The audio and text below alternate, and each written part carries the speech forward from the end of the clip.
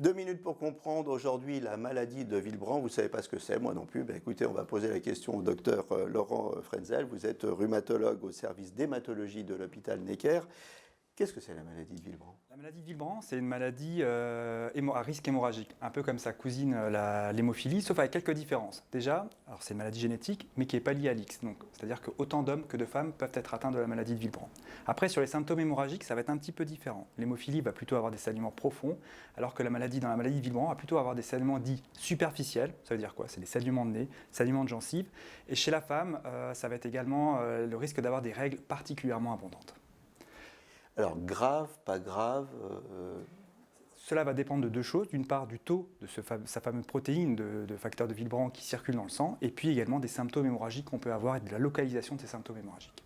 Protéine de facteur de Willebrand. Qu'est-ce que c'est que cette protéine? Alors, c'est une protéine qui intervient dans la coagulation. Coagulation, c'est ce qui permet d'avoir l'équilibre dans la fluidité du sang.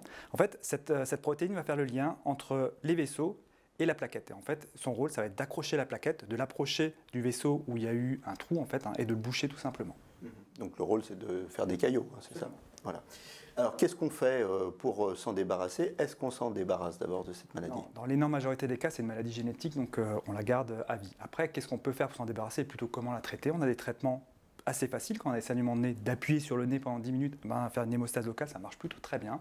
Puis après, effectivement, on a d'autres façons. Il y a des médicaments qui forcent le corps à produire plus de facteurs de Willebrand, ou on peut substituer en apportant des protéines exogènes.